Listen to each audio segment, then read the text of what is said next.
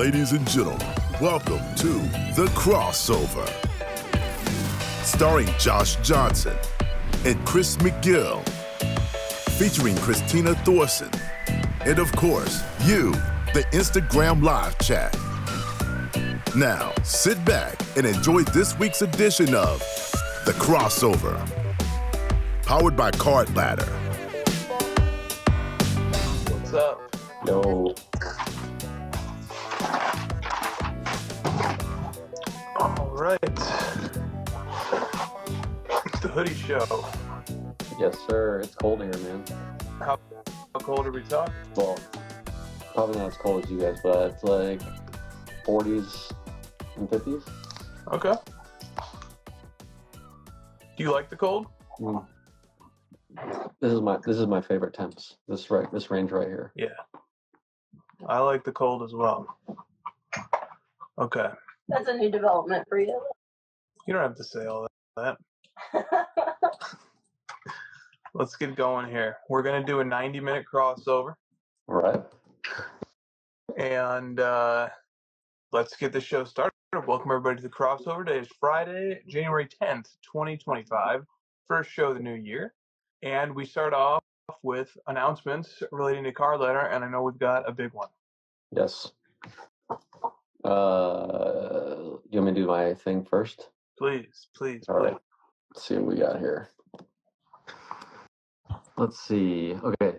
So we've been doing this whole thing with certs and matching certs and determining the value of cards based on your cert, right? Like we know we can match it up against other cards of that same grade and basically like using our algorithms to determine the pricing. I wanted to bring all of that into collection. It's been in sales history. It's been marinating. Now we're ready to bring it into collection. So if you go to add a card to your collection now, and then these options are not new, but if you paste in a cert, I have one ready. It's a Pokemon card. I saw a Pokemon question tonight, so let's get in the spirit. And you add it to your collection. We are going to do some magic. This is the same. Pulls in the details of the card, pulls the image from PSA scan, etc. Does all that for you. Add it to your collection. Okay, so it's done. Before you had to like go through a step of trying to estimate the value, right? And you pick all the different methods we have. Now, if it's a graded card and we have sales on that card, we just build the profile out for you. And we build it similarly to how we do it on the ladder. So we put all the sales onto a graph. We let you view all the sales. You can link to all the sales. We're actually just like kind of doing this on the fly for you. The differentiator here is we don't have the green check. This is not verified by someone on our staff. This is something for yourself. And we also put this little label on it, graded card automatic. There's the magic symbol, it's magic. So we had all these other options, right? We still keep all these other ways, but we've added this new one, and it's called graded card automatic. So if you want to switch any of your existing collection over to this method, and it's a graded card, it will do it automatically. It'll just pull the cert off your image. It'll do everything I just showed you in one click. So, and this also works for CSV upload. So if you upload a CSV with a bunch of certs, it'll do this for all of them one at a time and build out your collection super fast. Now, can they go through once they generate their own sales history using the cert? Can they go through and delete some if maybe the cert gets misaligned? Not yet. Okay. That's something that I still need to think through because ideally they wouldn't just fix it for themselves, but we would get that fixed for everybody. So I think it will make people more alert that like we might need to fix some cert mismatches or whatever, and that's totally fine. Bring those to us and we'll fix them. Very cool. It's an incredibly powerful feature. So like my take on this is I've heard people bring up to us before, hey, I have this certain card. It's about an $80 card. It's not in the ladder and it sells a lot. And I would just like to have the most recent comp of this card imported into my collection whenever I can, rather than inputting the price that I paid and tying it to an index. Now you can do that. You can track millions of cards that have certs now and get the most updated price. Very powerful. That's the other part of it. Is internally it's using our algorithm to determine the estimated value, and it's doing that every night. So it's going to check for the latest sales once a night. It's going to pull those sales into your graph and everything here, and then it's going to use that new sale to determine the new value. Yeah, that's crazy. That's just an incredibly powerful feature. This also worked before. You just had to write your own query, which you Right. guys know, a lot about, and a lot of our customers just did not want to do that, rightfully so. It's you guys know it's a lot of work. It's more accurate that way, but it's more tedious for customers. This is just a quick way to. It's graded. Just do it. Yeah. I mean, the sky's the limit. However much of a power user you want to be, if you want to get down to the granular level of queries, if you'd like to make use of this automated system, or if you just like to sit back and punch in the price you paid and tie it to an index, or maybe just manual update it once a year, or once a month, it doesn't matter. You can do it any of those. Josh has given you 6 different ways to estimate the value of your collections. It's pretty crazy. I literally use all 6 of these because some of them, like, I just don't want it to tie to a sale. I feel like I know the market better, so I just punch in a manual sale or a manual price every few months. Purchase price, sometimes I don't. I just want to like go off what I paid for it because I feel it's different. There's always these reasons, right? And now you kind of have all of them. And the graded automatic one is really more for like, I don't want to think. Just let me do it really fast. I don't want to have to type things. What about the CSV aspect of this? Yes, it works the exact same. So a CSV cert input is the same as doing it an individual. It just does them one by one. It just goes through the list and boom, boom, boom. So it just it'll work the exact same. It's unbelievable. Really, I just had a little moment where I was thinking back to June of 2020 versus today, and thinking about that this would even be possible. If you had told me that in June of 2020, I'd be astounded. Dude, we want to talk about the price increase? Sure. I thought about the price increase, and I thought this feature plus one other, I feel is I'd like to get done before the price increase. Just because, one last thank you to our customers and everybody that stuck with it. We've had a lot of people reach out to us saying, the price increase was justified, deserved, etc.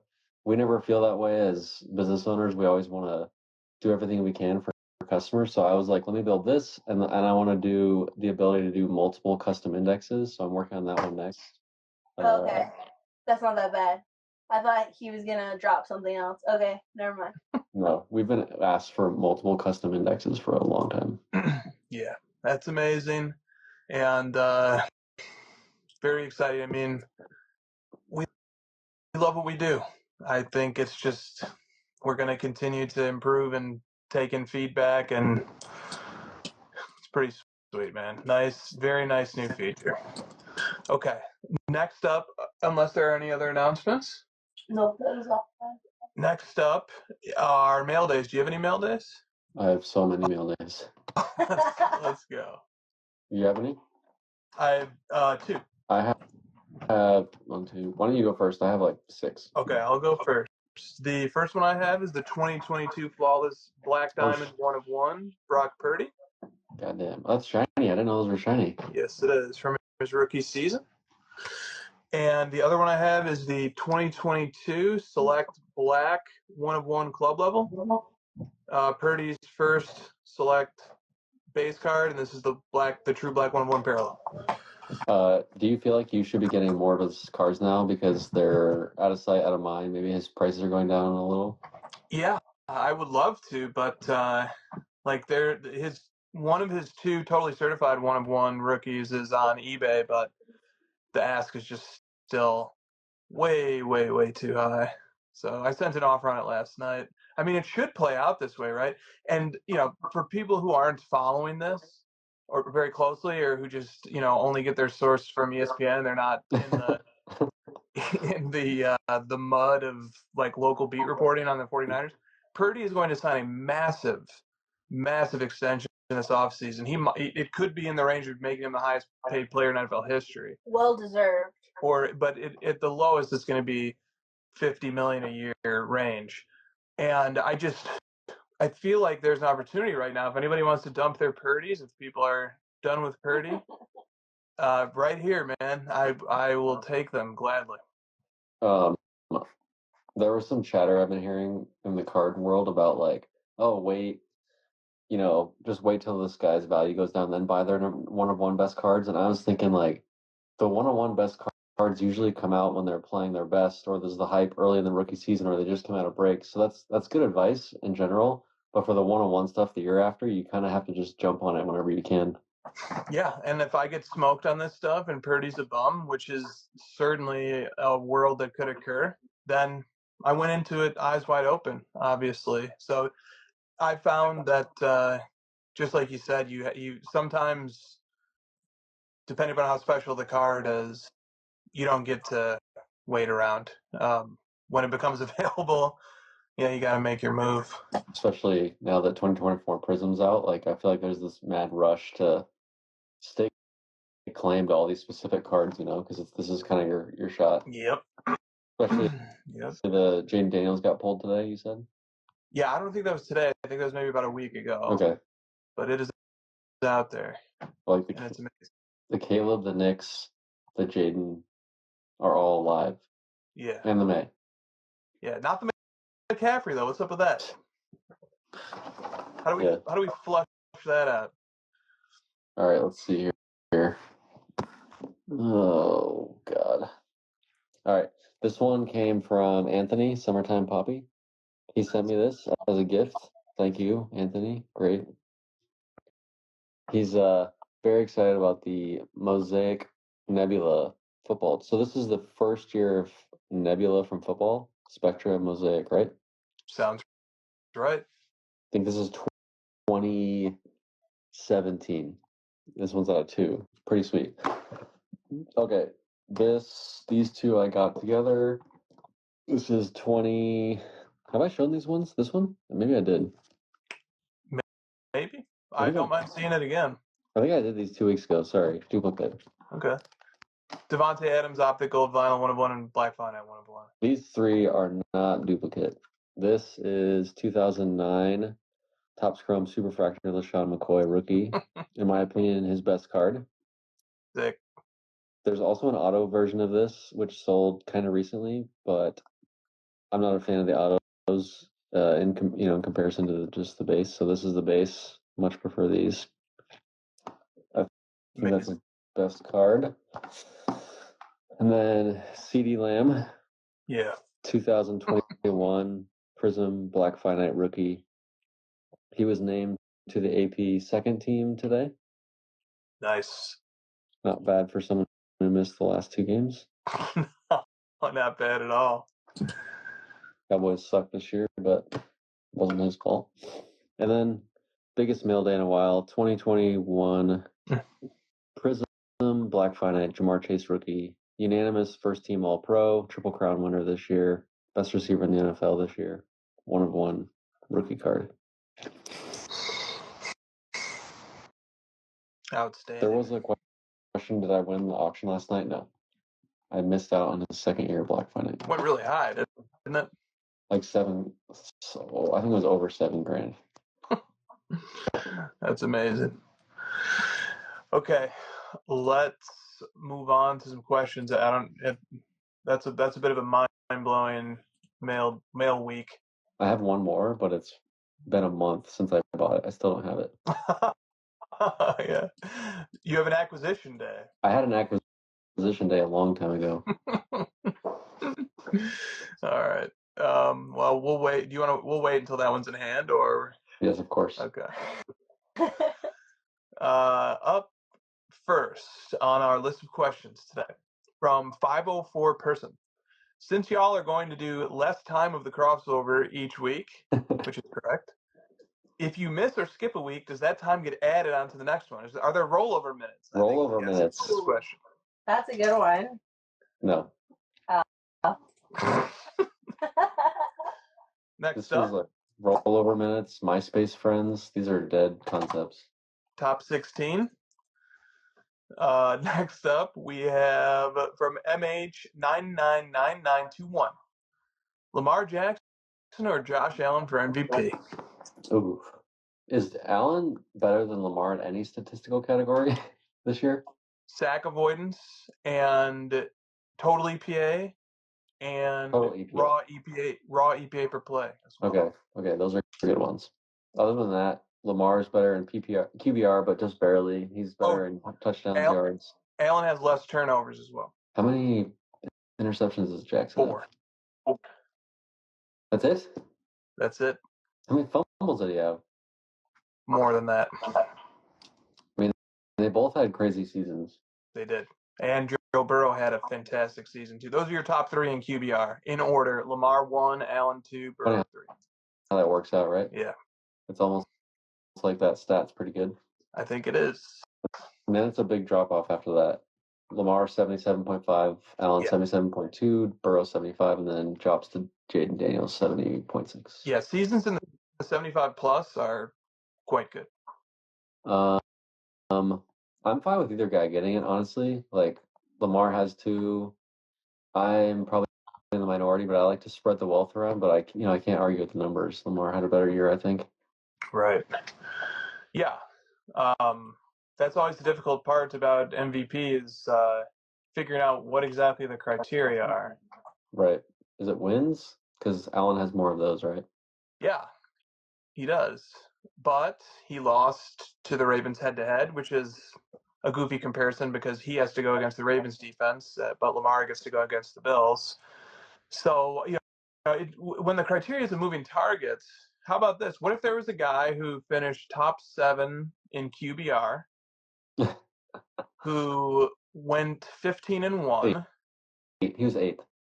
8th, sorry, top 8 in QBR. He went 15-1. He had 7 game-winning drives. What about that guy? How come that guy's? He didn't even make the Pro Bowl. Yeah. So. Why is that? Oh, and also that guy kicked Lamar's butt head to head. He had a crazy year as well. Well, I have a question. Like in basketball, they say like they get voters fatigue voting for the same amazing player, Jokic, over and over again. Does that happen in football with Lamar at all? Like, has anyone said that? Like, is that a narrative? Yeah, it is. I saw a big rant from Stephen A. Smith where he was just destroying Lamar for his complete lack of playoff success. It's not a playoff award. No, it's not, but some people factor that in to their analysis. I think Polymarket has Lamar favored now, even though the other betting market I saw had Allen still as the favorite. It shifted in a huge fashion today because the All-Pro teams were announced. There's 50 voters for All-Pro. They're the same guys who voted for MVP, and they voted, I think, 30-18 for Lamar to be QB1 All-Pro. Right, makes sense. Yeah, so. Yeah, but they were just voting him All-Pro because they knew he wasn't going to make it far in the playoffs, so he was going to be available to play in the Pro Bowl. No, this is All-Pro, not Pro Bowl. Oh. But good try. I see what I see. I don't football, so. No, but that didn't stop you though. No, it never does. Dude, the starting safety in the All-Pro, Kirby Joseph on the Lions, didn't make the Pro Bowl. Yeah.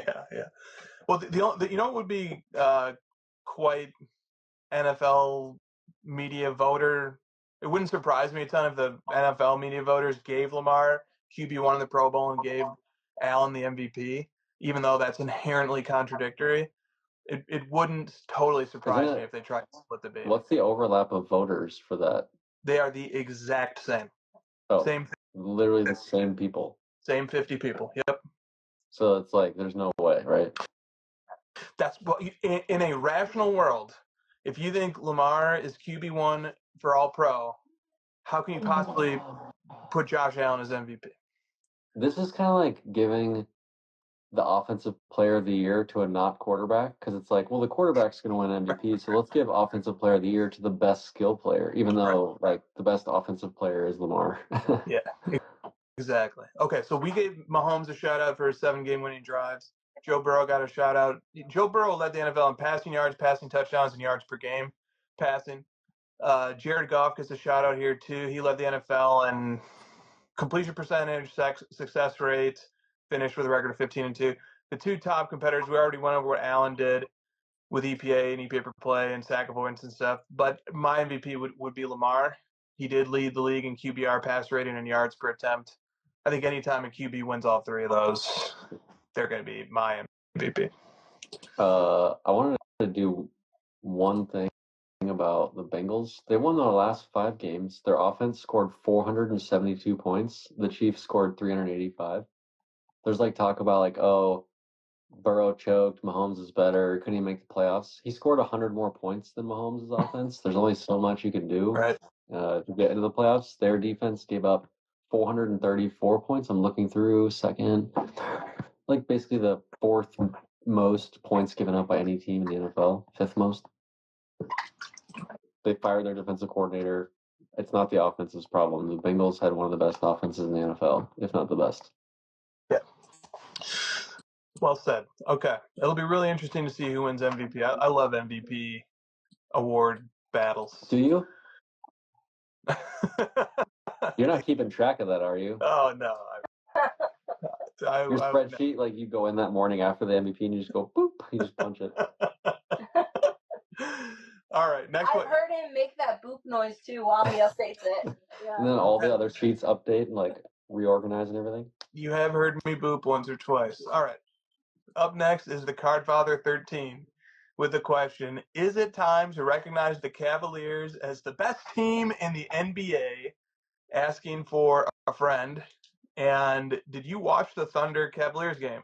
I did. Okay. Well, what do you say? They have the best record in the NBA as of today. Correct. That's a fact. It is factual. That's it. That's all I got to say. Factual. And they do have the best record at 33-4. Second best point differential. Yeah. And having the record of 33-4 puts them on pace for a 73-win season, which would be tied for the most wins ever. Pretty good.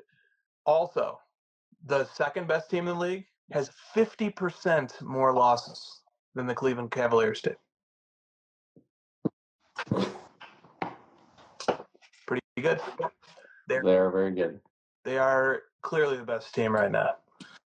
They are better than the Celtics were last year. They're better than anybody is this year. Let's just let the full season play out before we figure out how great they are. But, man, they are on pace to be... Thunder were missing 2 key players. Yeah. It was in Cleveland. Yep. Thunder Donovan Mitchell went 3 of 16. And that's so just Donovan Mitchell just plays his average game. That's a 25-point blowout. Yeah. Yeah. The Cavs are in a different tier right now than the Thunder are. And the Thunder have a problem, which is they, in big games, when the whistle tightens up and Gill just doesn't get to shoot the most free throws in the league, they're in trouble. Man, I can sense some, like, OKC hate just pouring out of everywhere. Look at this guy. You're ready. I'm so ready because I watched the Mavericks eviscerate this team last year in the playoffs. They had to go and get Hardenstein and improve their roster because of what happened to them. And everybody's just talking like, who's that? If you want to crown him, just crown him. That guy? That's me right now. That's me. They have 1, 2, 3, 4. Hartenstein's their second highest paid player. Their salary is insane. They just have so many young guys. Yeah, so this roster is going to blow up very soon because those guys are all going to want to get paid. Yeah. J-Dub and Chet and all those guys.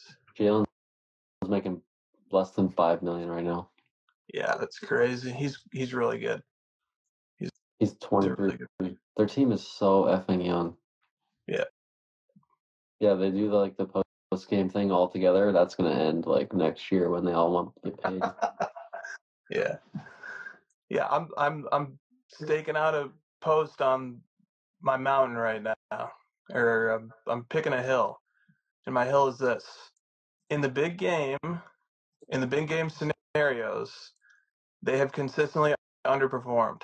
Whether it was getting blown out by Milwaukee in the NBA Cup, whether it's these nationally televised games when there's a lot of eyes on it, when the refs whistle tightens up and they're not getting all those free throws and they're not allowed to get away with all the fouls that they get away with, they regress a bit. Plant that flag right now. All right. Up next, we have JGP45. Does your level of enthusiasm for the hobby fluctuate throughout the year?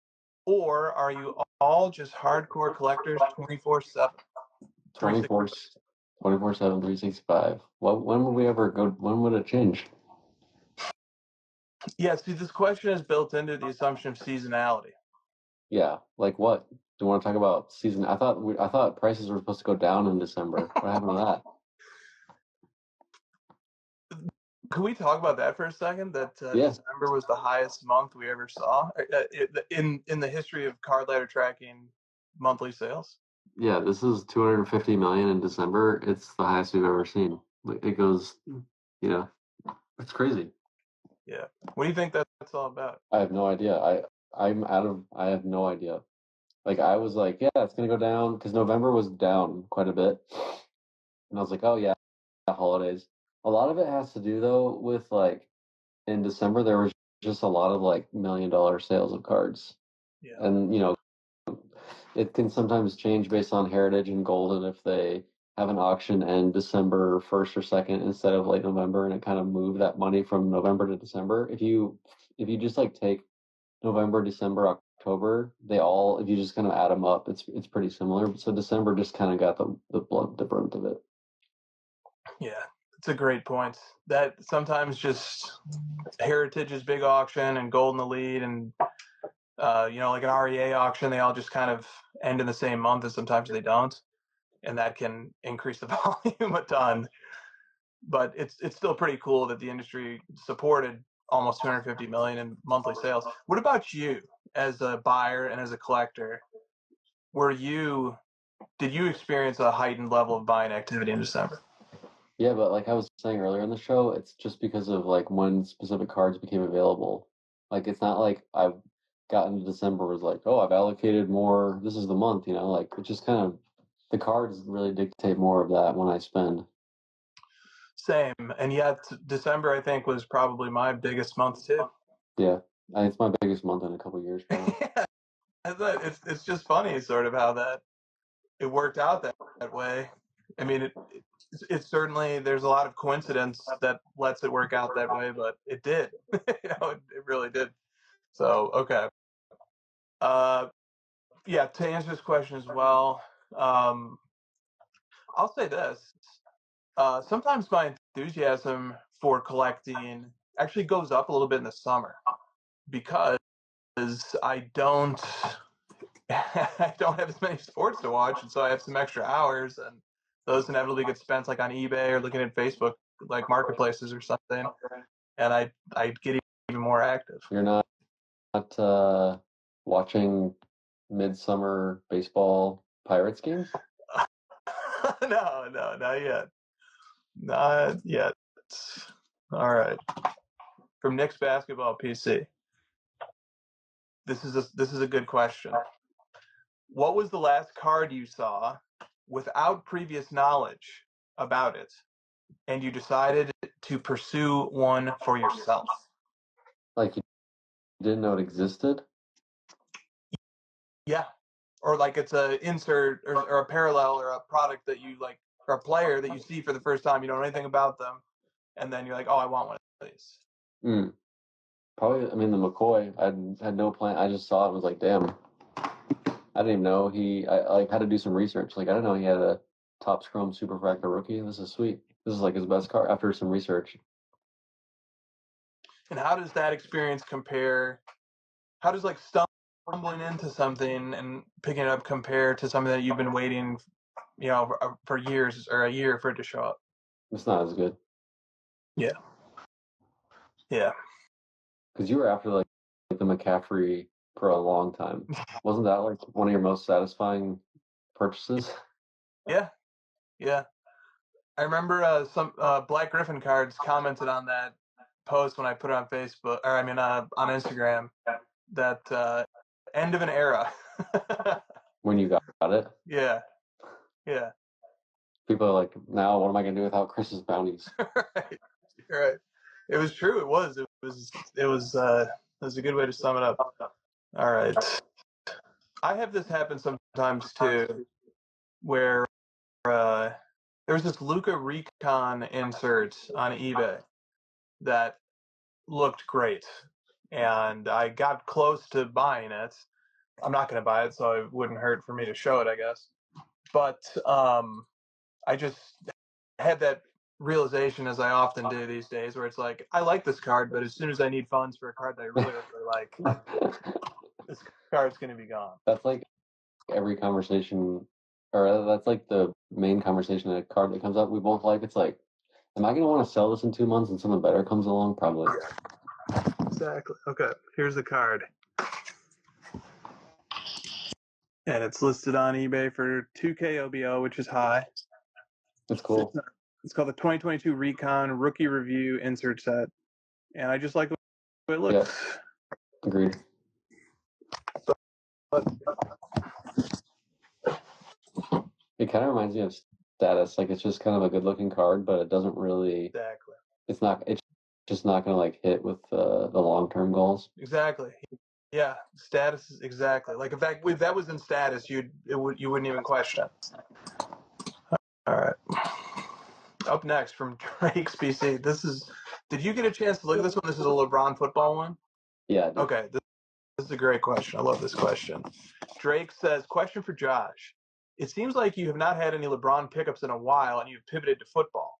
Is this because you're satisfied with your LeBron collection and you are not looking to add to it? If you are still looking to add to it and something came along and you wanted or needed to consolidate, would you look at funding it through LeBron cards only, through football cards only, or a mix of the two? And I ask because I'm considering pivoting outside of Peyton Manning to start a new collecting lane. But I'm hesitant because Peyton will always be my main collection. And I feel like I just end up moving the other cards to fund the next Peyton Grail that comes along. Yeah, it's a good question. At this point, like, the only LeBrons that I really would want are like 1-of-1 rookies and stuff, like logo man auto rookies and stuff like that, which kind of to me are like just almost impossible to get. And the other thought is like, well, I could start going after some of his like Panini 1-of-1s or something like that. But I'm big on like the brand and the era of specific players and wanting to collect them. I just don't feel that I want to collect LeBron Panini cards. I really feel like he's cemented with like the early Topps Chrome, Finest, and Exquisite stuff. Some people can say it's Panini as well, and I can understand that. But I just really am focused on like that pre-Panini LeBron stuff, and I do have like a nice, well-rounded collection that I feel is pretty set. And there would be some stuff I would move around to get like a logo man and stuff like that, but I feel pretty satisfied with it, and I've shifted over to football because I'm having fun with it. I like the 1-on-1 chase right now, which I can't do with LeBron as much, so it's scratching the itch, and I'm able to complete a lot of my football stuff that I've always wanted. How do you compare having a PC that's smaller focused to a collection that is a little bit broader? Player-wise? Yeah. The LeBron stuff has like taught me a lot of lessons on how not to go too broad. Like with some of the football stuff, there's other players that have come up that I could purchase, but I'm trying to like I'm trying to keep some walls around it and stay focused on what players I gather up and what non-rookies I add, etc. It changes daily, basically, like trying to figure out exactly which ones I want, but it's very different, obviously. I kind of like it. It's a nice change. I feel like I'm jumping into the Panini waters, the 1-of-1, the ultra modern, the active players. It's a new challenge. It's fun. Yeah, it's a new challenge, and it's also, for as long as I've known you, you've had a passion for following and enjoying skills position players in the NFL. Yeah. Through fantasy, just through a fandom of the sport, through knowledge of the sport's history. You've always had an expertise in that range. And now it seems like you've brought that together with Prism Black Finite 1-of-1 gathering. And it just seems like it's something that was building for years possibly, and it just finally came together. Yeah, I did it a couple of years ago, but I was coming from the world of LeBron, like using the things I had learned from collecting LeBron and brought it over to the fantasy football, and I just didn't like stick long term because it's not a 1-to-1 like trying to get the out of 99s and gold refractors of the ultra modern guys just doesn't do it.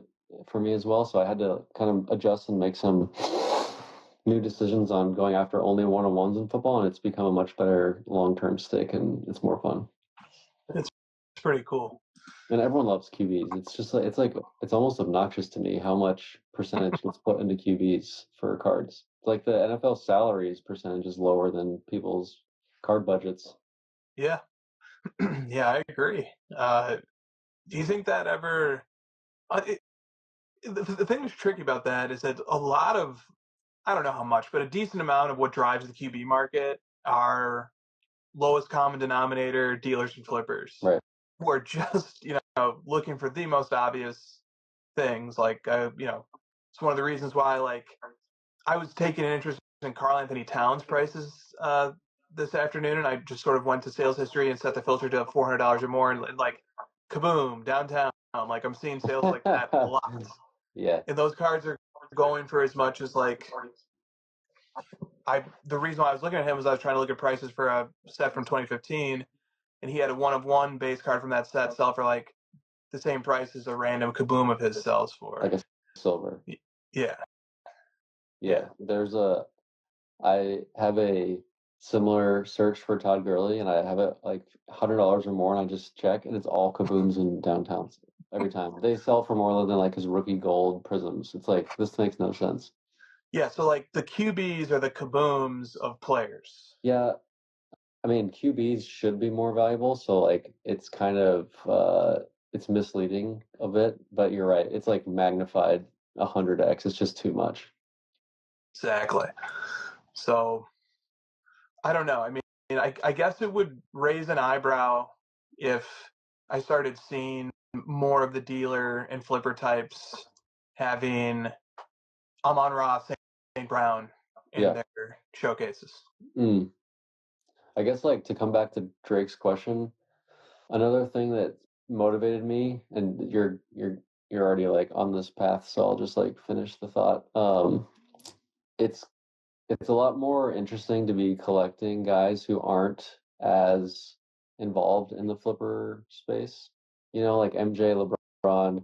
The primary factor that flippers look for is the player. So like when you are collecting in waters of like less flipper type players, it's more interesting. I'm running into more collectors, and like I'm battling it out with like set collectors and team collectors, especially for NFL. There's a lot of that. Like people that are looking for specific. There's like a Lions collector that I've been chatting with. He's got like the best Lions PC ever, and it's like I would love to get the Amon-Ra, but I would actually have to like battle this guy.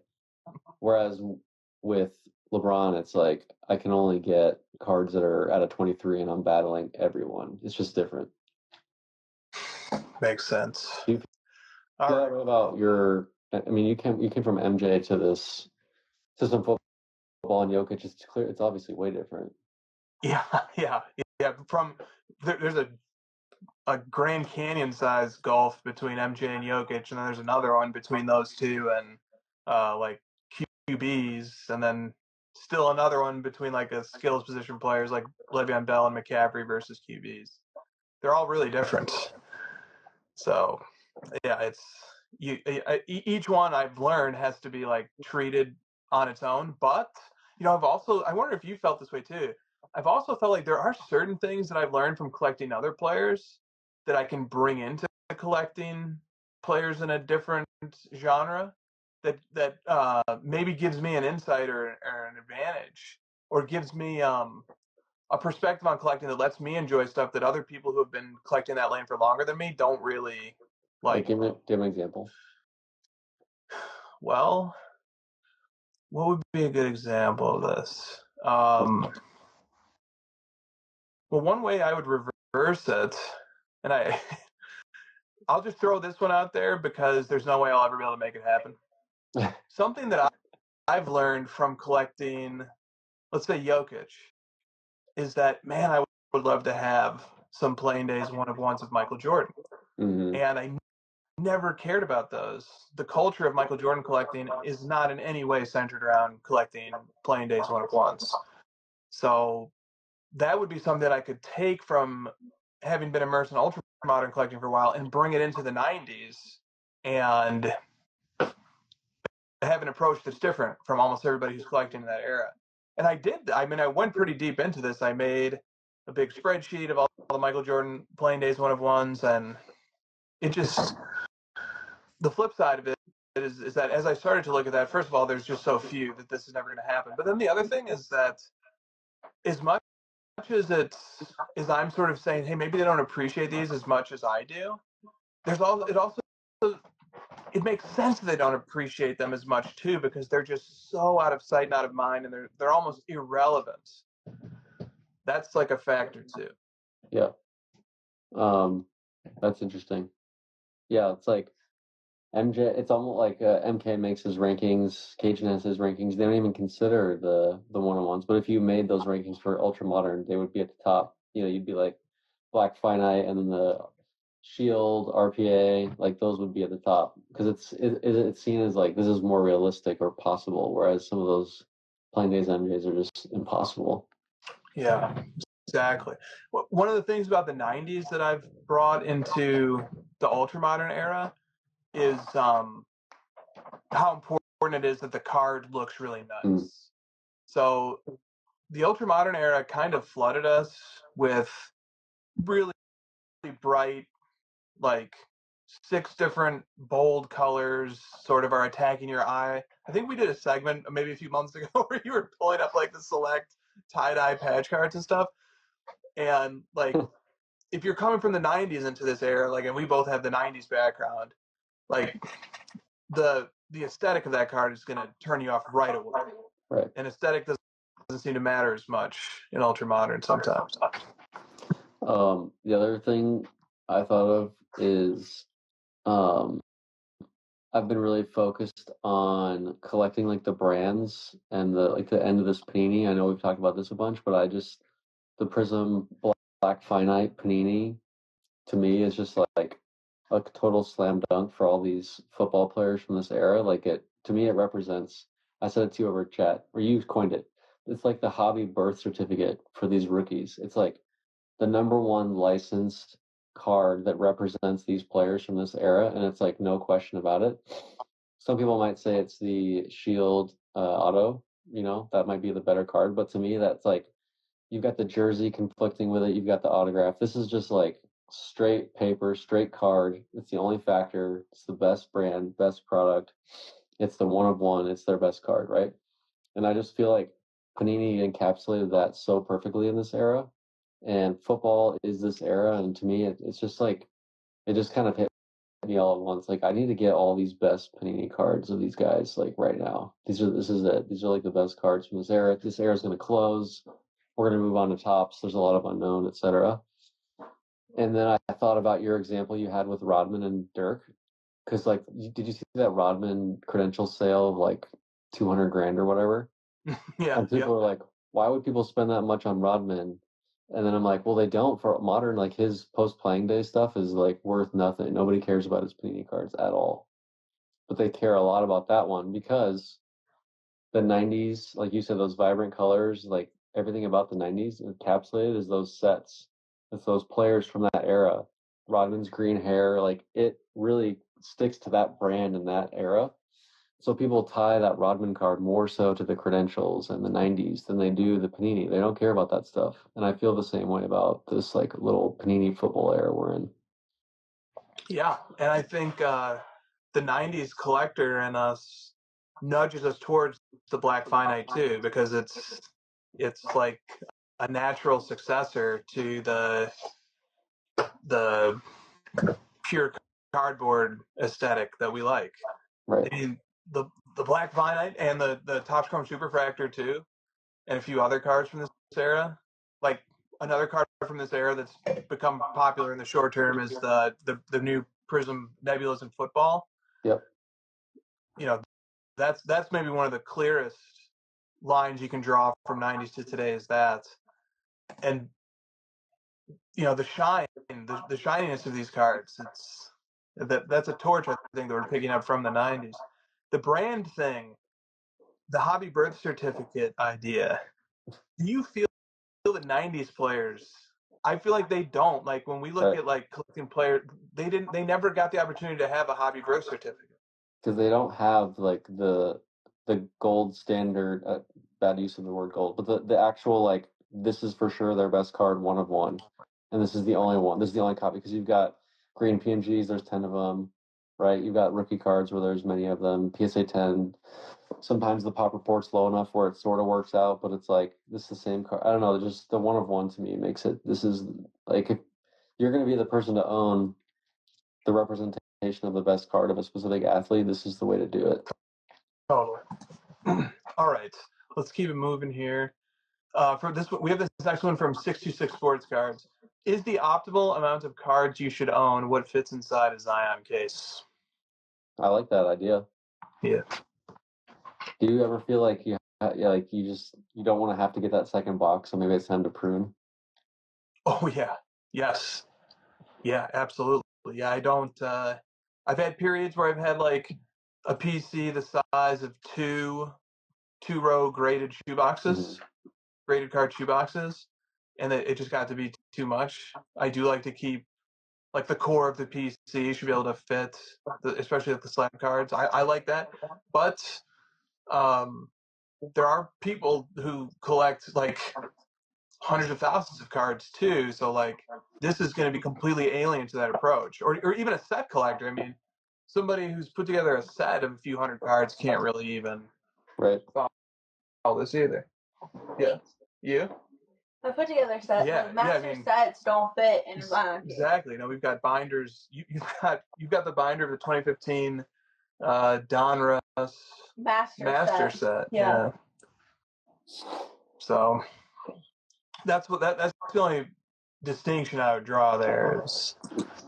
Doesn't always work that way. I mean, and that applies to you too. I know you've got binders and you've got piles outside of that main core, shoebox. Yeah, but I like the idea of at least giving yourself that sort of boundary. Yeah. If that makes sense to you, then makes sense to me. Yeah. Okay. This question, really thoughtful question coming up here. It pertains, I think, to the shady McCoy that you just got. This is from Lingua Sports Cards, who says, it was mentioned during the last show something to the effect that you would rather collect cards of active modern players over players from the 2000s because it is harder to track down all the players' best cards from the 2000s. Mm-hmm. And like we gave examples like Kevin Durant and Aaron Rodgers. Yep. Can you talk a little more about that line of thinking? Because I feel the opposite. In general, I tend to value and get more satisfaction from super refractor one-of-ones from the 2000s, precisely because those old supers feel more like ghosts to me. So when I actually do run into a rare super refractor from the 2000s, I tend to appreciate it more. Black Finites, they all seem to start with a breaker or a collector who immediately throws it on a marketplace once it comes out of a pack, and it just feels like less of a treasure hunt. Yeah, I totally get what he's saying. Yeah, me too. But dude, Durant and Rodgers do not have a super refractor rookie. I think that's kind of what we were saying. They literally don't have one. Like Exactly. We were talking about it because we were like, dude, that would be incredible to unearth one of those two guys' super refractor rookies. That would be unbelievable. We would consider it and think about it, but it's not even possible. So, you're comparing something that's not possible to something that is. Exactly. Yeah, right. There's probably an optimal number, a perfect number of cards that a player would have that, I think probably ultra modern. There's probably a bit too many like chase cards. Yeah. I think from the 2000s, there's probably too few. And there's like a right number somewhere in the middle. Not taking away from the point that Lingua is bringing, because like, of course, there's something extremely satisfying about tracking down a ghost card that was much harder to get. Also, says the guy that just bought a black finite Derrick Henry. This guy's got an amazing collection, by the way. I know. Yeah. Let me pull up his stuff. He's got a lot of cool one-on-ones. Yeah. He's got this Carson Palmer Bowman Superfractor from 2009. There's a shady rookie of this. I know where it is. The Superfractor. He's got other Bowman Superfractor 101s. He's got low printed Bowman Chrome out of red, red out of 5. Sorry, he's got 90s stuff out of 40. So he definitely appreciates the one-of-one. Oh, he's got some like finest Superfractors, Russell Wilson, lots of different players. But yes, he did recently purchase the Derrick Henry, which he was voted second team All-Pro. Yeah. He's got crazy stuff. Yeah. Derrick Henry is amazing. He's creeping up on some of those all-time rushing yards lists. He's an OPOY. He's awesome. Those mid-2000s are like a blind spot to us. Yeah. Yeah. And if like part of the pushback to this question is like if I was being a little too dismissive of that era, like I take that criticism and reflect on it. This one's cool. Did you like this guy?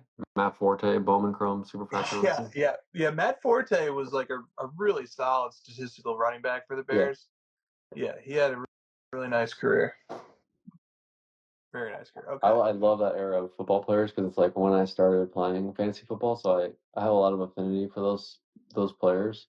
He's got a Brandon Marshall Superfractor. Those are awesome cards. It's not in a Bears uniform, is it? Oh, 2009. He's in a Broncos uniform. That's even before the Bears. Yeah, because he had a nice little stint with the Bears and Jay Cutler. He was great. Yeah. All right. Next up from Vinny Slabarino. Always enjoy the show. We know base cards. He does. Because I believe him at this point. Because someone else tried to top him today.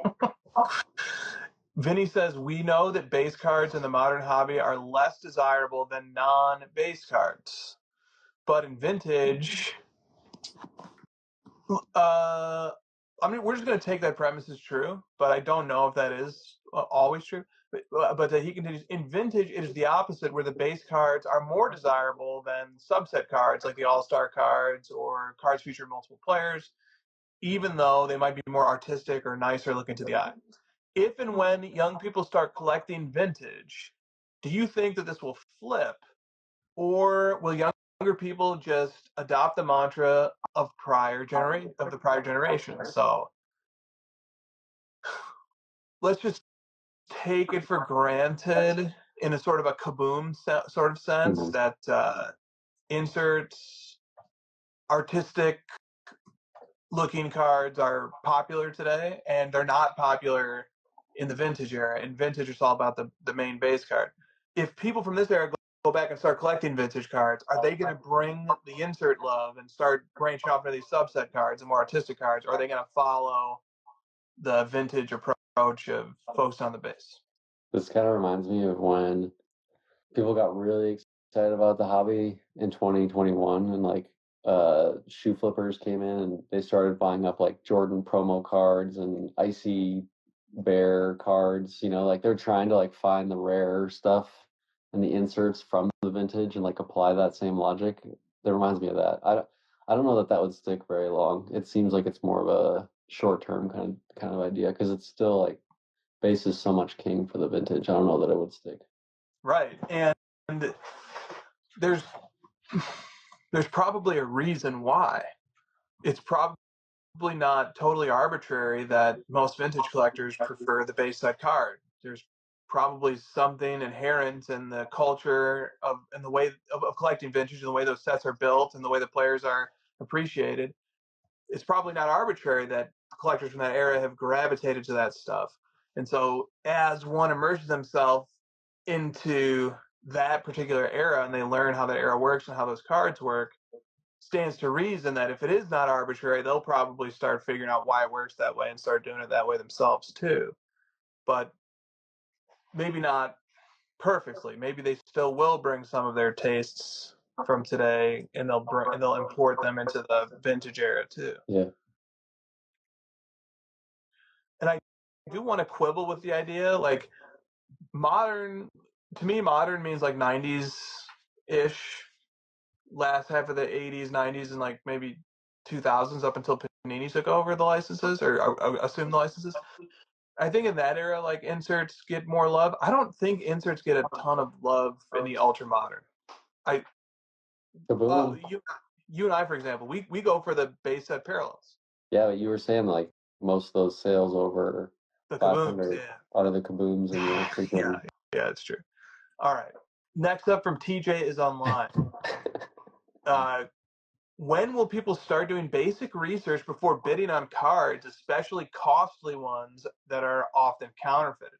It was nice to Heritage remove the fake 86 Fleer MJ and the fake PSA 10 slab today, was kind of surprised that bidding even exceeded 97K. PSA deactivated the cert last Monday on January 6th when the investigation started. So in summary, we have high rollers who are bidding who did not check the cert, because if they did, they would have seen the same cert sold at Golden on December 30th, 2023. And the card that sold on Golden was an entirely different looking one in the slab. And people kept bidding despite the cert being deactivated. So, Dude, that card is a milk card. People are not buying that for some sort of like, you know, like I want to have the best card or something. They're just doing it to have the status of having the MJ PSA 10. They want to be part of the group, and this is the card you're supposed to buy, and all this crap. yeah, and I mean, they just blindly see it and like, oh, it's on an auction house. It's a PSA 10 Jordan. What's to know? Just buy it. Right. No, I know. And so like, I'd like to say something practical here, in case somebody has sort of like looked at this scenario and was like, damn, like, what do you mean look up the cert? How do I do that? Because maybe people don't know that you can do that. So PSA has a cert check page where you can go just punch into Google like PSA cert lookup. This is the way that I navigate to it, and it'll just give you a little box where you can type in the cert, and then a PSA page will populate.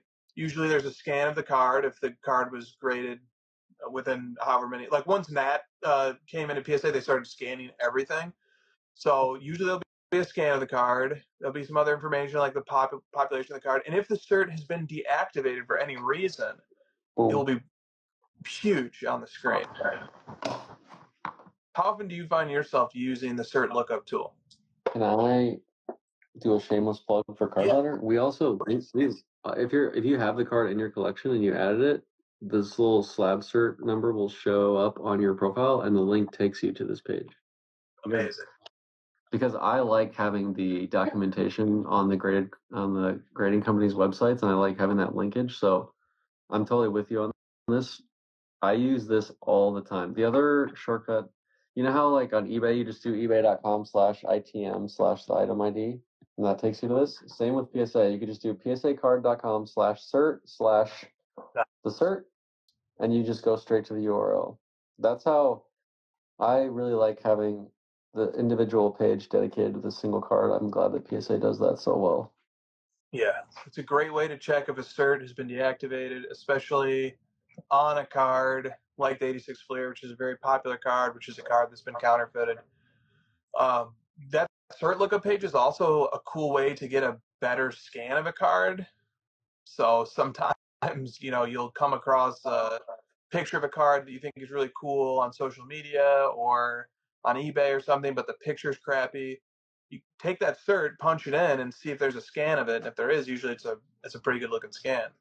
Another shameless plug: we pull those scans for you on Card Ladder when you enter the cert for SGC, PSA, and CGC. I know Christina's done a ton of work on the back end to make that possible. Yeah, it's a really, really nice feature.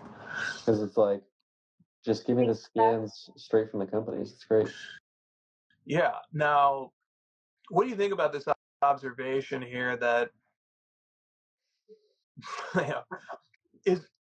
so Card Shop Dad says in the chat, which is a fair question, shouldn't the auction house do some quick research before they put up the card? Fair. It's totally fair point. If I got a listing, I'd be looking up the pop report. That'd be the first thing I did. Yeah. There's that. And then what about the fact that people had got up to, 100K bidding on this card and nobody had punched in the cert? Like, of course we should trust the platform that's hosting it, but it doesn't take very long to run a quick check on a cert. I think it's that card. Yeah. Do your own research. Yeah. People find out on those 90s fakes so much quicker in the auction houses. Like, they don't get up any bids, and it's like people are screaming at those companies like within a day because, there's specific collectors going after those certain ones and stuff. Whereas the MJ PSA 10 is just like a free for all of people trying to protect the price, keep it above 150, and it turns into like this political thing. Yeah. I think it's a good reminder for auction houses just to be conscientious of like having really accurate listing titles, having certs that have been checked. People are putting a lot of trust that if something makes it to an active listing on an auction house, that it's been vetted. You know how AI is supposed to like solve all medical problems? Yes. Can't AI just solve our verification problems? Yeah, like build a robot that just Yeah. automatically checks something like this. Yeah. We don't give away free advice, guys. Moving on. If someone would like to have us consult with them, we can give them all the advice they would like to pay for. All right. Chromie G says, is Charles Barkley versus JJ Redick the new celebrity boxing pay-per-view in the making? Who's your money on? Also, what are your thoughts on both of their recent comments? You're going to have to tell me. I forgot to research what happened. Do you know what happened? I only have a very basic understanding of this, but I think I do know what's going on. Basically, Redick made a comment along the lines of like, the personalities who are on TV talking about the NBA are always bashing it. And then Barkley caught wind of that and came back and bashed Redick and said, you suck as a coach, basically, just took some shots at him and then just said, well, like you took shots at us, I'm taking shots at you, it's fine. So I think Barkley kind of proved Redick's point, but by just being like, you suck? That was his comeback? Yeah. You suck? Yeah, like you're not going to turn around the Lakers, you guys aren't doing anything, blah, blah, blah. Dude, it's so funny that Barkley used to be like, I'm not the media, not these clowns like Steven. He used to try to separate himself from the other, you know what I'm talking about? He'd be like Skip Bayless and all these idiots, all these dumbasses on the media, and now all of a sudden, like, he has to, like, be on their side. Yeah, like... It blows my mind that, like, we have these people that are, in charge of like the media to market and promote the brand of the NBA, and they're like shitting on it actively and like making fun of their coaches. These people are so stupid. Like I could easily make a case that this is the best product the NBA has ever been. The scoring is up, the players are fantastic. There's so many teams with superstars, and it's like it's not as good as the night. Fuck off! You guys are terrible at marketing your own product. You're so stupid. That's what JJ Redick's gripe, and he's right. I have a rant about this. Good. It's because they're all trying to protect their own legacies, and that's what causes them to shit on the current product, is because they want to be the tough guys who had it harder, who played better, but like they didn't have 3 points, or like it was, their shorts were too short, and that's why they couldn't make as many baskets, or they're not as high on the rankings as some of the people today. But like, I could have been MVP 3 times. Okay, Shaq. There it is. Sorry, Lauren. But they're doing it at the expense of their own jobs as media members for the NBA. If the NBA ceased to exist, they would lose their jobs as well. Right. No one ever said they were intelligent, Josh. It's so ridiculous. Let me ask you this. What if they genuinely feel this way? Should they... I'm sure they do. Ignorance is bliss, Chris. Yeah, exactly. Because like that's something that I struggle with a little bit. Is like, well, I don't want them to go on TV and shill for the NBA if they don't believe in it. Sure. So, but then that leads me to the point of it's probably ignorance. It's probably the convenience of, hey, I have to get on the TV and talk about basketball for hours every day. What am I going to talk about? Well, I'm really comfortable talking about how great my era was. And the consequence of that is being critical of the current style of play, which I don't agree with. But I think a person who was fully committed to the job of talking about basketball on TV for hours at a time would really immerse themselves in learning about the game as it's played today, why it's played this way, and learning about the things that makes today's game good, and emphasize those. And I don't think they've done that at all. Well, you would actually have to watch the games to do that, though. That would be a start. Yeah. Barkley famously has a skit on the show where they try to like stump him on what team a random player plays for him because he doesn't know. He doesn't even know the game. Yeah.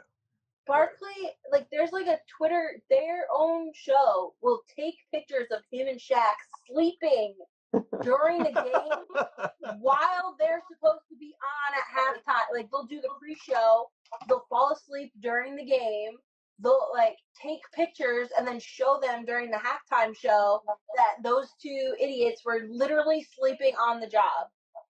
Yeah. And then we're, like, surprised they can't talk about the game that we just watched that they didn't. Osmosis isn't a thing. All right. So Reddick was criticizing them for not watching the games. Is that right? Yeah. Does that sound right? I thought he was criticizing them just for being very negative about calling it a crappy product. Yeah. Like we're out here jacking up 100 threes. Oh man. Yeah. All right. Next question from Bleecker Street Cards. Is it realistic for Topps to create a high-end patch autograph product that would rival Exquisite? Yeah, it's possible. Likely? No. No. Do you think they're gonna have to? Do you think they're gonna try to just like reuse Mercury or Dynasty, or do you think they're gonna like when the NFL and NBA officially take over? Are they gonna try to like come out with something new? Great question. I think they will certainly try to maximize existing IP, but I think they're going to try new stuff out too. I think they're going to do both. Like they're waiting for those licenses to unveil something new. Yeah. They're going to have to unveil new stuff. Yeah. I just don't think that there are enough products right now. Yeah. But like baseball seems to be okay, but you think because NBA and NFL and NFL and NBA are going to have to have more products because those sports are more popular? Partially. And just because they come from different traditions. So like the Bowman First is an incredibly important card in baseball because of the way the farm system works. And there just isn't that structure in the NBA and the NFL. Right. So one of the most cornerstone products of baseball isn't going to translate to basketball and football, at least not one-to-one. They're going to need to have like a few cornerstone chromium products. They're going to need to have a few cornerstone patch autograph products. And I think they'll use existing IP like Dynasty and stuff, but they're gonna have to try establish some new ones too. I haven't really given Mercury like much of a look over just because of it's unlicensed and I just it's unlicensed. Mm-hmm. But if they can, I mean, it kind of looks similar-ish to like Immaculate or something, looking at it quickly. So they clearly are working on something. Like this Mercury's a brand new thing, and they're testing it out with the Wemby, the Wemby deal. So I think you're right that we're seeing signs that they are going to try some stuff. Yeah, and the hard part isn't going to be like getting buy-in from people. Yeah, that looks nice, right? Yeah. I mean, it looks like it's more color than Treasures, and it kind of looks more like Immaculate to me. Yeah, I think most of the shops and the breakers and the retailers are going to line up and promote the hell out of whatever comes out.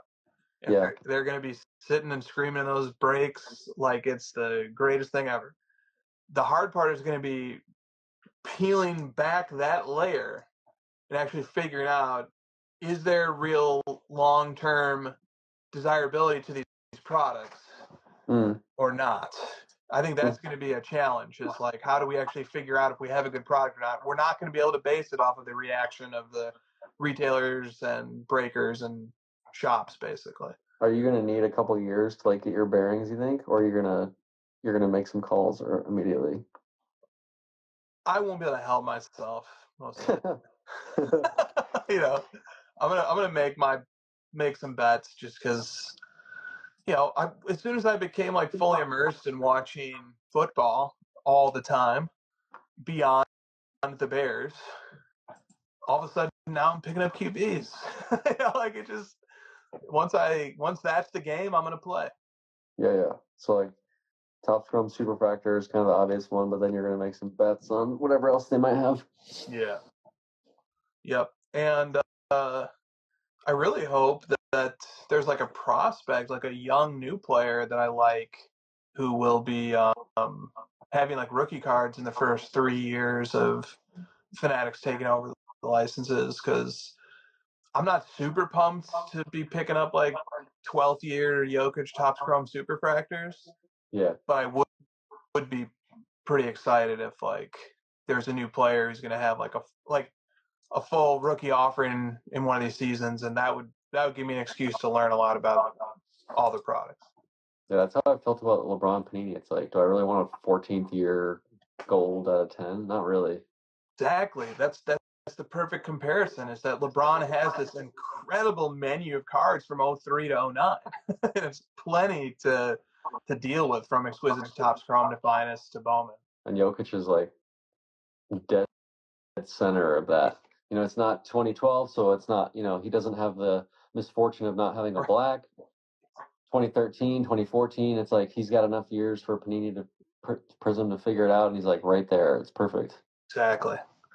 I'll just stay siloed in the rookie year stuff in this in Panini era. Yeah. All right. From Collectogram, is there any amount of time that you need to own a card before claiming it as part of your collection? So like once you say available, as long as you had it a certain amount of time, it was technically in your PC. Right. Man, at this point, my bar is low. Maybe like a week.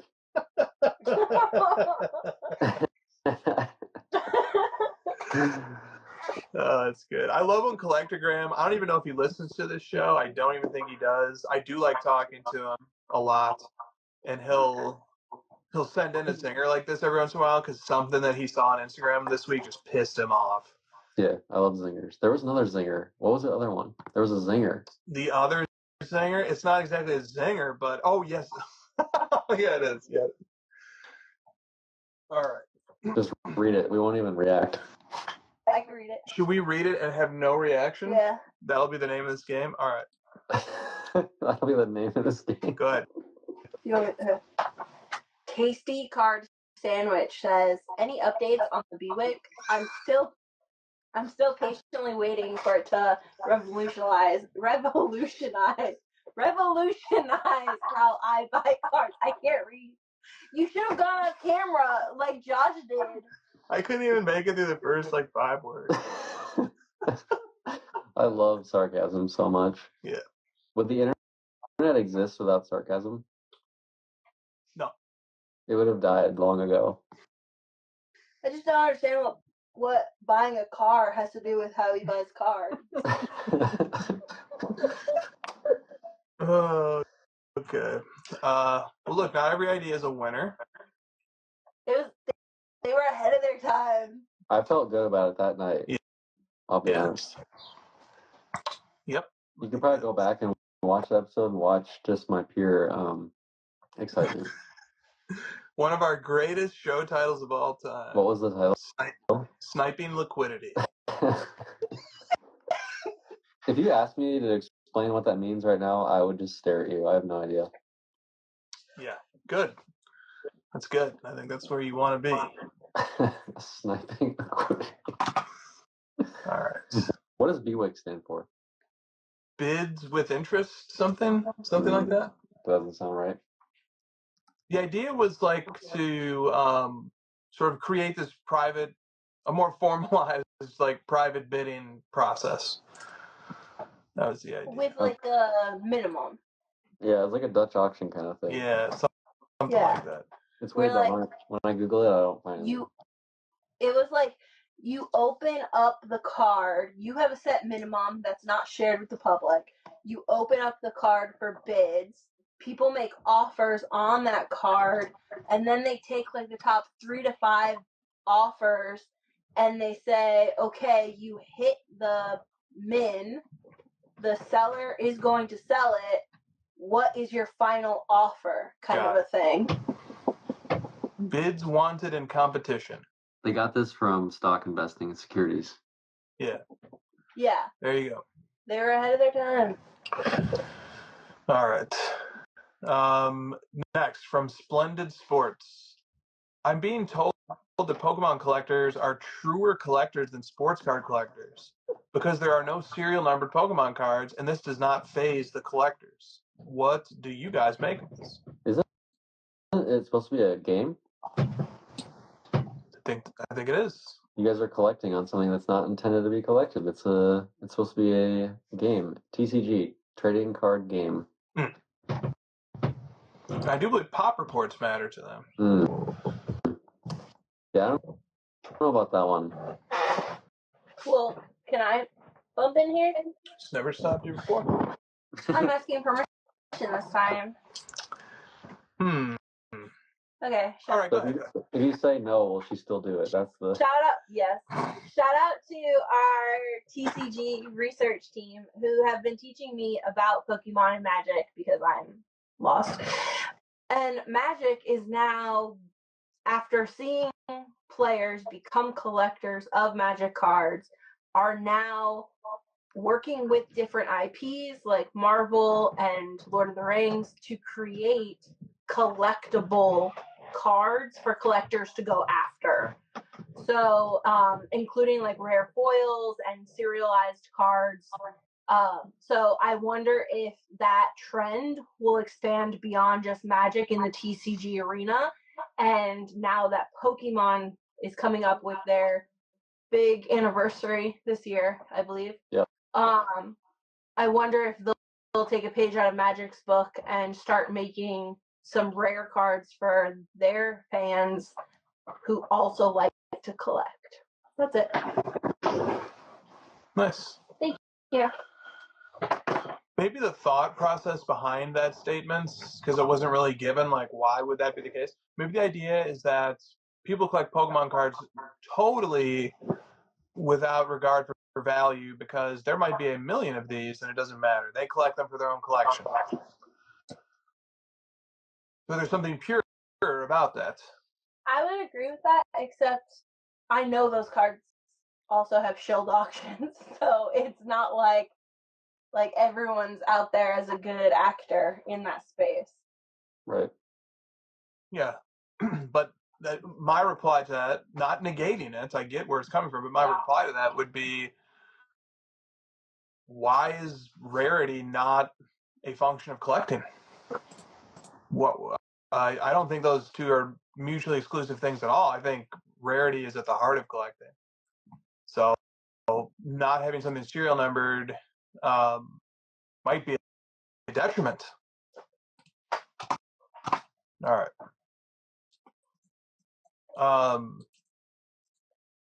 From Tasty Card Sandwich. Again. Oh, okay. I have two. Yeah, again, and we have two on this. The first one is apparently there will be no black parallels in 2025 Topps baseball. And then Venezuelan League Stickers clarifies Topps 2025 flagship baseball is changing the black out of 74 parallel to the black foil out of 10, and everyone is mad. 74. So, I don't know a ton about baseball cards, so I asked Tasty Card Sandwich what's going on here, and he says basically around maybe 20-ish years ago, Topps introduced the black parallel, and at that time it was out of 50, and now for every subsequent year they add one more, so like it was out of 50, then 51, then 52, then 53, it got up to 74, and now suddenly they've done away with it, and they've switched it to the black foil out of 10. And people, they got tired of it. Don't like it. This is true. I'm searching like black out of 73, black out of 72, and I'm getting results for all of them going back a year. So 2021 and 72, etc. That's crazy. I guess the question to me is, why would they get rid of that? Yeah, go ahead. Well, I think it's because they see you see the hunt for the gold out of 10.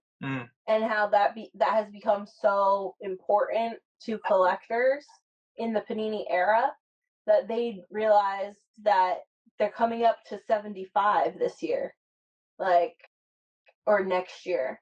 That's a lot compared to where they started. What if they started counting? They got to 75 and they turned around. I think that 75 to 74, 73. I think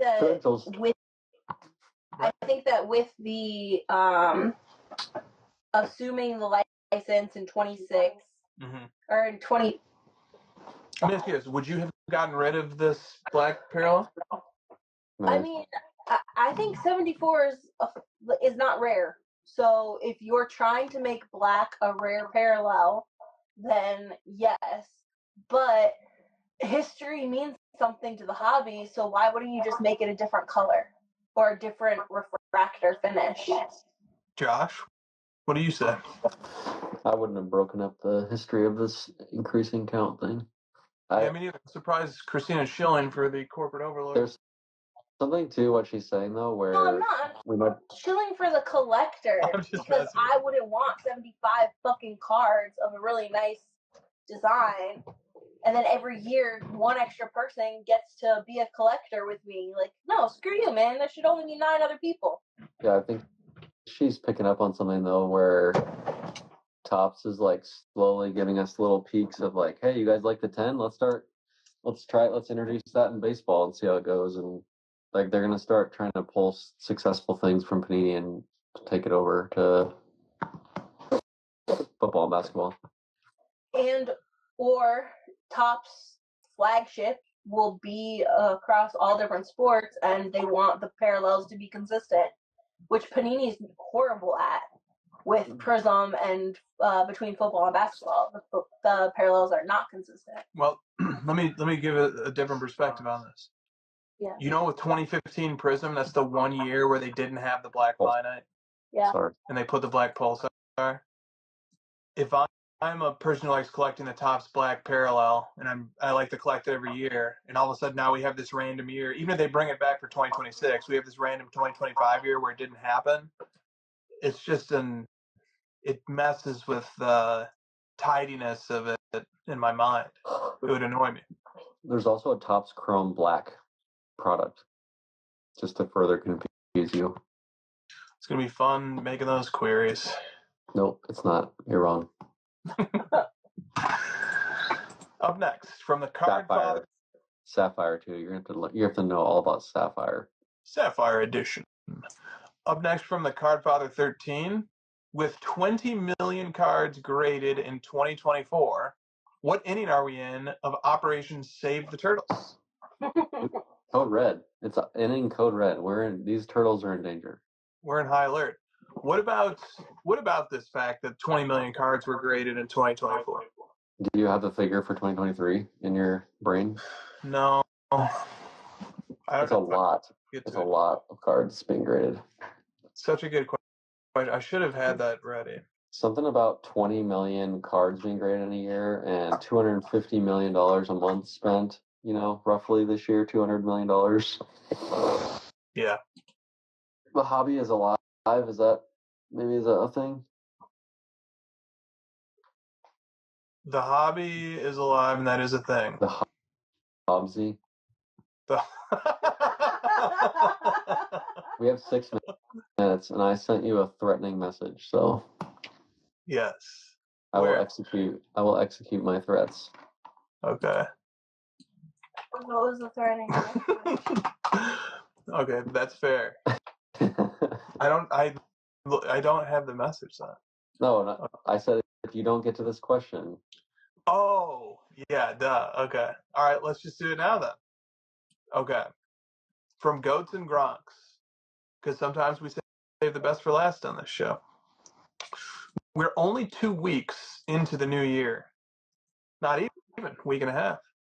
But where do you think securing Antonio Brown's Prism Black Finite rookie, and do you want to clarify? He doesn't have one. He doesn't have one. Would land Josh on the 2025 Cracker of the Year leaderboard? So he actually has that leaderboard on his Twitter? It's a very important leaderboard. It's up there with QBR. I think this year he even did like an award show kind of thing. Like he made it into like a thing, like a production show. Do you think you could get on that leaderboard if like you sent out a tweet and tagged him and was like, "Hey, I have your 2012 Prison Black Finite." I see. This is what I was trying to get at with you earlier. I think it is that important. Like I own your hobby birth certificate, Antonio Brown, cracker of the day. Man, give me some love here. That's great. You know what I mean? Like if Jamar Chase was like, "What's my best card?" I own it, bud. Sorry, I own your birth certificate. I make the decisions on your behalf. You can't get a passport without me. You're the steward of his rights and privileges. And that's how I feel about the Antonio Brown 2012 Black Finite. I think this is a good take. Wait, I thought you said he doesn't have one. He does. He doesn't have one. He has a 2012. He doesn't have a rookie. Oh, okay. He doesn't have a rookie. His rookie year cards are worse than Aaron Rodgers and Kevin Durant's. They're so bad. So bad. Even like his contenders is a sticker auto. Oh my god. And he was like a late round pick from a small school, so he's got like the I'm trying to think of another, like Tyreek Hill, Travis Kelce, guys who like don't have all the rookie cards and they're like sticker autos and stuff. He has that treatment. It's terrible. Do you think we could like pool some funds to have Antonio Brown for like an afternoon, just show him some hobby content and just let him fire off some memes? And I think he has one of the best Twitter accounts on all of Twitter. It's so good. I think it'd be money well spent to get his insight. Okay. He's pretty commonly known to be gracious with his time, very friendly with fans and etc. You saw that Tyreek photoshopped his head on top of AB's shirtless body. So good. You love that? I love it so much. Yeah, you love that. That just confirmed so many decisions you'd made in the last year. Those are two of my favorite receivers of all time. They're so good. Everyone wants to talk about. South Park made a post about this. He was like, everyone loves Julio and Calvin Johnson because they're tall and fast, but for my money, AB and Tyreek are better, and I agree. Yeah. All right. Let's go ahead and pick year. Crack of the year. That might be you for 2025. That would be so sick. That would be so sick. You've got 11 and a half months to get that card. I don't even really have a Twitter account. It's just I just have it just so I can read people's. But so if I tagged them, no, we'd have to get the hobby behind it. We would. I can't even get fucking Red Baron to message me back. Damn. They really, that was their loss. They have like 1,500 followers. Dude, I've reached out to Red Baron in the past. Truly, like there was another one that you were drinking. It's unfortunate. I don't drink anymore. I know, but there was probably because of this. Yeah, because they wouldn't give us that sponsorship. Dude, Red Baron has 36,000 followers. My bad, Red Baron. That's actually more than like I would have. Okay, maybe they don't need us. Yeah. All right, let's get a title going. First up, rollover minutes. There will be no rollover minutes. I love legacy tech things. It's so funny. Boop. Boop. That's you punching in the spreadsheet updates? That's yeah. That's what it is. Boop. Midsummer Baseball Pirates game. That's why it's called the Midsummer Classic. It sounds Shakespeare-esque. I own your hobby birth certificate. I like pretty that good. one. Yeah, I think we need to force hobby birth certificate to be our new crossover generated phrase. I like it. But once we unleash it, it takes on a life of its own, kind of like how Megabid did. People are like quoting it in like ESPN articles. All right. Their shorts were too short. I don't know what's that referring to. That was when I went to rant about Shaq and legacy basketball people. I won't be able to help myself. What's that? Oh, you prospecting on Topps products? Yeah. And finally, I swear to God, top sapphire. You don't even know. And finally, shilling for the corporate overlord. And cracker of the year. Cracker of the year. Is that like a derogatory term? Yes. Can we use that? I think he means it with affection. It doesn't bother me. Yeah. Affection. I think he means it well. Except for Jimmy Kimmel. Right, except for that. Okay, so we should save that one for when you actually do win the award, I think. But my vote would be for I own your hobby birth certificate. Yeah. Agreed. I just love how we can organically come up with these terms together. It's so good. It's a mind meld. What about the emoji? I just can't. Yeah, you could do a baby. I just can't help thinking about these people not being able to get a passport without our help. Is there a passport emoji? So I just. That's what I'm thinking. Some sort of certificate-looking emoji. I'll find some. The baby one's good though. Wait, there's this one. Where it's like a guy holding a passport, like a customs officer. Okay. That's pretty good. We'll just have to wait and see. Alright, guys. See you next episode. CY Card Ladder is the most respected sports card analytics app on the market. We have virtually every card in our system. If the card you are looking for ever sold on one of these platforms, you can find it using Card Ladder's sales history. Easily find recent comps and get a better estimate what your cards are worth. CY Card Ladder is the most trusted and the most reliable sports card analytics app on the market. We know what you want because Card Ladder was created by collectors for collectors. Join the innovators, not the imitators. Card Ladder, constantly innovating. Try it for free. CY Card Ladder is the industry leader in sports card data. Card Ladder. We're just getting started.